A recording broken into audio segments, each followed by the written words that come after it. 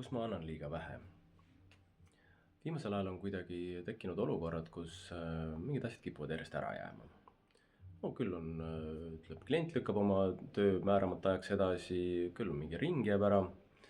Ja tahes-tahtmata on sellistel asjadel mõju minu sissetulekule. Ja teisalt on olukorrad, kus ilmuvad mingisugused väljaminekud, millega ma pole üldse arvestanud. Vahel lihtsalt võetakse ja polegi varianti, eks. Ja eile oli jälle üks selline olukord ja nagu tellitult saabus Varnumilt postitus, mis ütles, et aga väga lihtne, see kõik on lihtsalt universum tasakaalustamas ennast. Ehk et kui sul asjad jäävad ära, sult võetakse raha, siis ilmselgelt sa kusagil ei anna piisavalt, annad liiga vähe. Ja see kuidagi lõikas, see oli natuke valus ja pani mind endasse vaatama, et olgu, siin midagi on selles. Intuitiivselt oli tegelikult kohe olemas teadmine, okei, see on seotud sellega, aga meel tahab ikkagi analüüsida, tahab kõik järgi proovida, vaadata, et kas on äkki veel midagi. Ja niimoodi vaatasin oma erinevaid eluvaldkondi, et kas ma äkki annan raha liiga kitsilt välja. Ei, sellega on päris hästi juba, et see on pigem vastupidi, eks ju, siin mingi politsei tahtis trahvi võtta, siis palun, minge rasva, olgu teil õnne sellest, eks. Et saan selle välja, kõik on hästi. Või kui ma vaatan oma üks-ühele töid klientidega, siis seal on pigem olnud probleem see, et ma valan kliendi infoga liiga üle, et ma ei arvesta enam tema vastuvõtuvõimega ja see oli vanasti rohkem probleem, et nüüd on sellega ka hästi, aga ometi ma ei jäta ühtegi võimalust kasutamata, anda talle maksimumi igas seansis nii palju, kui ma saan. Nii et see ei resoneerunud, seal ei ole. Aga kui ma vaatasin näiteks, miks meestering ära jäi, siis ma sain aru, et siin on küll mingi koht, kus ma jooksen lati alt läbi.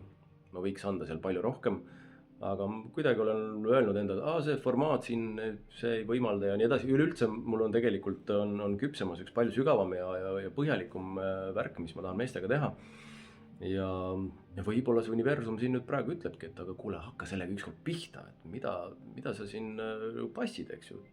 Jalad tagumikku alt välja liikuma.